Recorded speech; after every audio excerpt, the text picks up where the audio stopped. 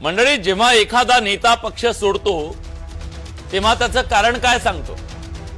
विकासासाठी। सध्या महाराष्ट्राच्या राजकारणात अशा विकास पुरुषांचा अक्षरशः ऊत आलाय। त्यांना विकासानं अक्षरशः झपाटलंय, भूत लागलंय, भूत विकासाचं। त्यांना दिवस रात्र डोक्यात तोच विचार, रात्र डोळ्याला डोळा नाही इतकी विकासाची चिंता सतावतीये।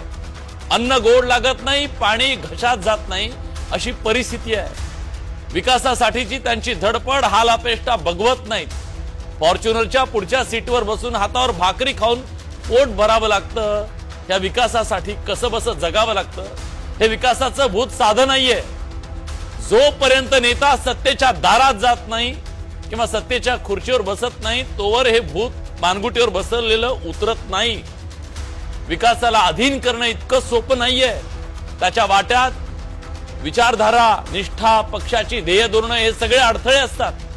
मग विकास प्रेमी काळजावर दगड ठेवून, विचारधारा निष्ठेवर तुळशीपत्र ठेवून त्याला तुडून पुढे जावं लागतं। सोपं नाहीये इतकं। याला कोणी चमत्कार म्हणा की राजकीय विज्ञान म्हणा, पण ह्या महाराष्ट्रातलं वास्तव आहे। विकासाचं भूत एकदा तुमच्यावर स्वार झालं की डोक्यात केमिकल लोचा होतो। कालपर्यंत जो हुकुमशहा वाटायचा तो अचानक हुकुमाका वाटतो। कालपर्यंत जे भ्रष्ट होते ते दूरदृष्टीचे वाटायला लागतात। सगळी विकासाची किमया। विकासासाठी पक्ष बदलणारे नेते इतके संवेदनशील असतात, एकदम त्यांना जनतेचा विकास फक्त आपण खुर्चीवर बसलो की करता येतो असं वाटतं, आणि खुर्ची गेली की मग विकासाचा कणा मोडून पडतो।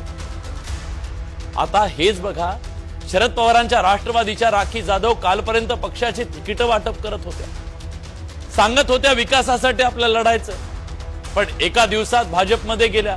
कशासाठी? विकासासाठी। पुण्यात पिंपरीमध्ये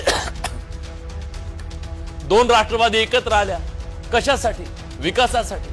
मुंबईत काँग्रेस आणि शिवसेना उभाठा वेगळ्या, पुण्यात एकत्र। कशासाठी? विकासासाठी। सोयीनुसार युती, सोयीनुसार आघाडी, सोयीनुसार सोबळावर। कशासाठी? विकासासाठी। विचार बदलणं हे धोरण, निष्ठा बदलणं परिपक्वता, आणि सगळ्यात विकास म्हणणं ह्या सगळ्याला फॅशन म्हणली आहे। तो एक राजकीय मास्क आहे। जोपर्यंत लोक मास्ककडे बघून टाळ्या वाजवतील ना तोपर्यंत हा मास्क कधीच निघणार नाही। जनता विसरते म्हणून हे सगळं सुरू आहे। जोपर्यंत विस्मरणाला इथं मतं मिळत राहतील तोपर्यंत विकासासाठी पक्ष सोडला हे वाक्य या राजकारणात अमर राहणार आहे मित्र। आणि म्हणूनच आज आपल्याला चर्चा करायची आहे, हे सगळं सोयीचं राजकारण सुरू आहे का, आणि मतदारांना गृहीत धरलं जातंय का?